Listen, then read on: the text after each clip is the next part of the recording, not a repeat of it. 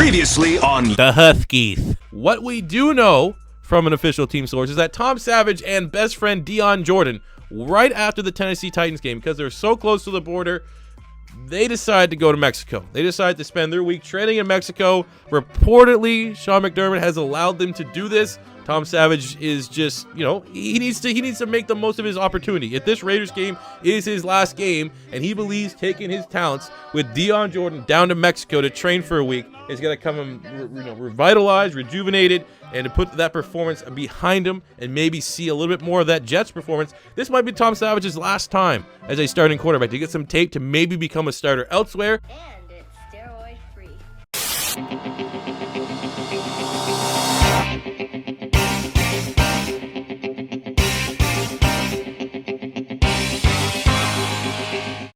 What's going on, everybody? C4 here, and welcome to episode 25 of the Toronto Huskies franchise mode. Boy, oh boy, did I not realize we were this far along, and I didn't think it was getting this established.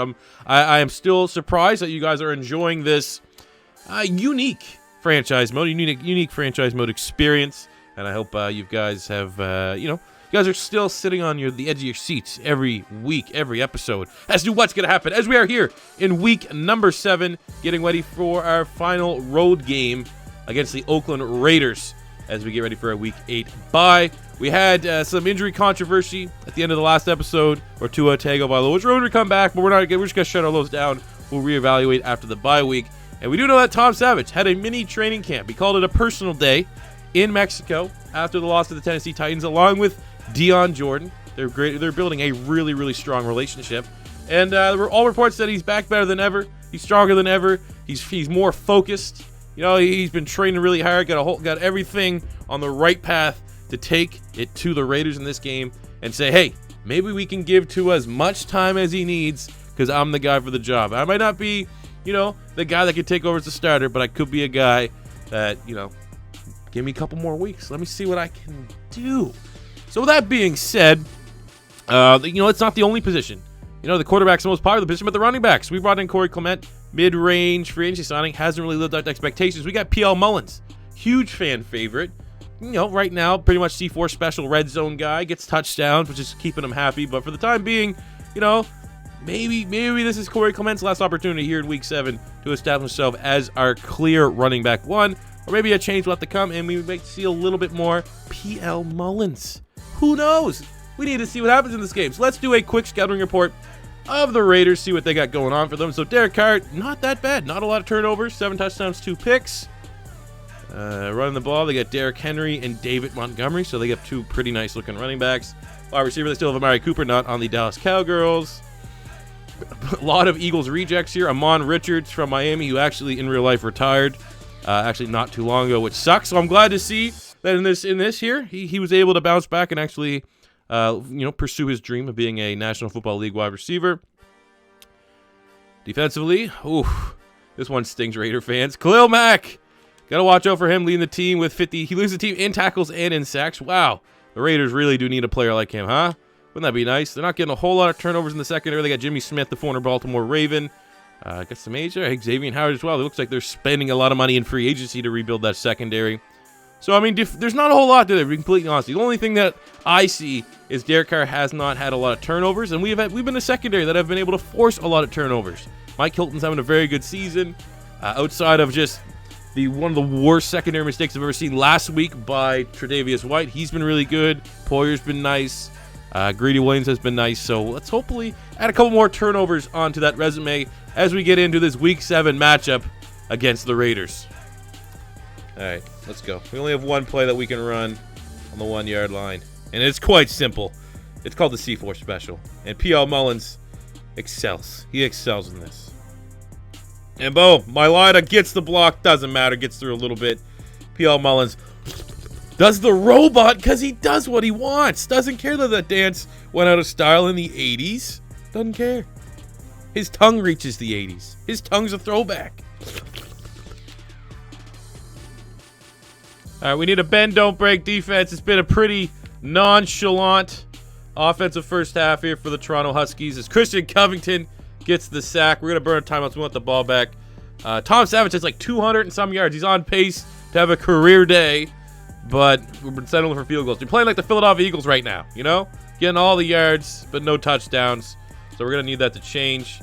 And a big, oh my God, big reason is our bend don't break defense is keeping us in this.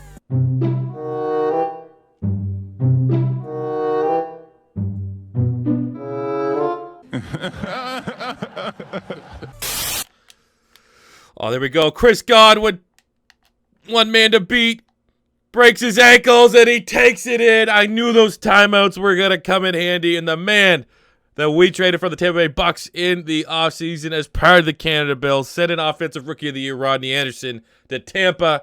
Chris Godwin finally has his first highlight play with the Huskies. 72 yards at the dying moments of the first half to just push that much further ahead of John Gruden's pathetic Oakland Raiders. Oh, Jarrett Davis.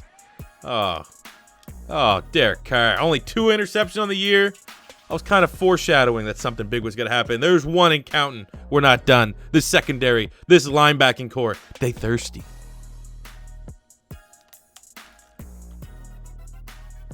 All right, Khalil Mack still pretty good. Okay, good to know. Oh, Philly Goddard, too easy. Philly Goddard, Carl Joseph can't hang with them. Best tight end in football. Proves it again. Second touchdown of the day. I think Tom Savage had like 350 yards, 2 touchdown passes, no turnovers. We still got a lot of football left. Oh, over the linebacker's head, though. He's short. That's the one thing that's working for us as we hit DeMarcus Robinson for the 3rd passing touchdown on the day for the Savage God. Khalil Mack can't believe it. He's never seen arm strength like that in his life.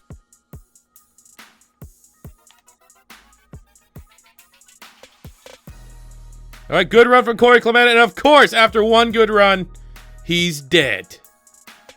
P.L. Mullins time, I guess. Sooner than later, a week early. Oh, too easy. Too easy. Chris Godwin, 2nd touchdown of the game. 4th passing touchdown for Tom Savage.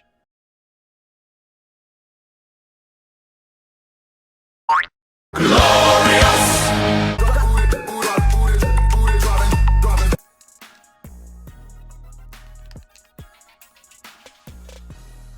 Okay, Khalil Mack is feasting.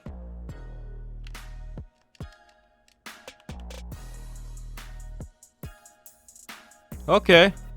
Garbage time points, whatever. 3rd and 7, we're going to air it out. Right now, Tom Savage has the record for the most passing yards in a game. He reportedly says, I want 600. Oh, shit. He gets sacked by Crawford because our offensive line is dog shit. 4th and 16. Look. He's telling keep it out there. McDermott saying, stay out there. Go for the record, young boy. So let's do it. Oh, there you go. With the simple check down, Tom Savage goes over 600 yards. One would need to ask. First of all, with being sacked almost 10 times in this game, is this the ugliest 600-yard passing game in history? And 2 is, how did it come to this? What happened in Mexico that we're seeing this rejuvenated, just unstoppable Tom Savage? It is simply ridiculous. And he's showing no signs of slowing down here. 1st and goal on the 3. I don't know what that was, but he fights off the tackle because he's a Savage God and hits Dallas Goedert with 0s on the clock. This is just a staple day. This is a record-breaking day. So you have it, man. Tom Savage. Savage God. What a day. A record-breaking day nonetheless. Simply incredible. I've never seen anything like this in my life. A guy goes from having a horrible week, couldn't move the ball to save his life, maybe one of the worst performances we've seen. And then he goes up and puts up 600 passing yards. I don't know what happened on that personal development day in Mexico, but I want more of it. You know, when you use that much draft assets to get a guy like Tua Tagovailoa, goes down with an injury, it sucks. Then we have a journeyman with the upside that we knew Tom Savage had, but to have this kind of day, I mean, definitely might have to throw it up to, inner motivation, just a refusal to give up his starting job. I really don't know. This is just unexplainable that Tom Savage has this drastic of a turnaround in just a 2-week period. So, I mean, we're at this point. We might need to send the whole team down to Mexico for a week. to train. If this is the kind of performance we're going to see, record-breaking day, new NFL single-game passing yard record holder, Tom Savage. The Toronto Huskies now have a jersey in the Pro Football Hall of Fame. 5 touchdowns, no interceptions. Yeah, it's against the Raiders, so I don't know how much you want to hold against that record. P.L. Mullins, 9 carries, 45 yards and a touchdown. Looks significantly better than Corey Clement did, even though he did pick up that injury, so we might have a new starter at running back. On the receiving front, Dallas Goedert, 9 catches, 135 yards, 2 TDs. We had 100 yards plus for Jakeem Grant and Chris Godwin. Big game from him. 84 yards, Zay Jones. Everyone was pretty much getting in here, though. Who's the shit? Oh, my God. Hey, remember when we traded for that star dev offensive tackle? He just got his lunch ate by Khalil Mack. Defensively, Jared Davis and Christian Covington had sacks. We had picks from Jordan Poyer and Tremaine Edmonds. But game ball on the day absolutely has to go to the Savage God. And we got a bye week next week, which essentially is going to mean next episode, which will be on the weekend, will be my draft classes. We're going to be highlighting and previewing the draft classes. And then we have a massive, massive decision to make when it comes to Tom Savage and Tua Tagovailoa. Do we rush Tua back from his injury, or do you look at this stat line? Like, this is probably like the closest that we're going to have to, Nick Foles winning Super Bowl MVP, having the playoff run he did, and then, clearly having to hand the job back to Carson Wentz with the Philadelphia Eagles. Kind of the same thing here with Tom Savage. So I don't know. Let me know what we should do in the comment section below, guys. It's breaking. I just don't know, man. We're going to have to wait and see. We have to take it every episode, one episode at a time, because I just can't explain this kind of production, this kind of output from Tom Savage. It's like he went down to Mexico and came back bigger, better, faster, stronger, and a better human being. So thank you guys for tuning into this episode of the Toronto Huskies. I hope you guys did enjoy. As always, if it's your first time stopping by, don't be afraid to hit that subscribe button. Smash the like button if you enjoyed. I want to hear your feedback in the comment section below. And until next time, it's C4 saying I'll see you guys back here on Sunday. Money I'm spending, I'm out and I'm shopping. You talking that shit, well you talking and talking. Look at my options, look at me dropping. Ass in the game, like who are you stopping? Not me, not me, not never. Not me, not me, not never. Not me, not me, not never. I'm way too clever. Look at the kid, Mr. Consistent, I'm doing it big. Way too persistent, I'm taking your bitch. Here comes a monster to scare all you kids. Y'all scared, what you running from? Y'all scared, what you running from? Y'all scared, what you running from? Y'all scared, what you running from?